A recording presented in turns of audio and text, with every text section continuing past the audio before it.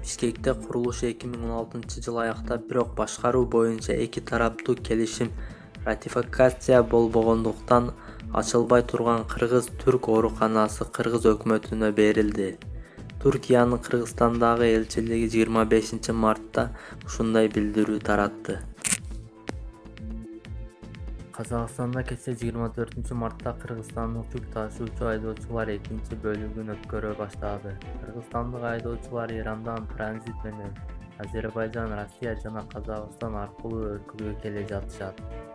Тышкы иштер министрлиги басма сөз кызматынын маалыматы боюнча, учурда Казак-Россия чек арасынын Катаевка Курмангазы пункту аркылуу Казакстандын аймагында 19 унаа экинчи колонна жөнөдү.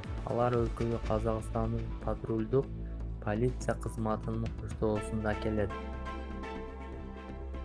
Буга чейин Тышкы иштер министрлигинин өкүлү Ирандын аймагындагы кыргызстандык жүк ташуучулардын маселелери чечилип жатканын билдирип, алардын бир бөлүгү Азербайжан, Россия, Казакстан аркылуу транзиттик коридор менен өтүшөөрүн айткан болчу.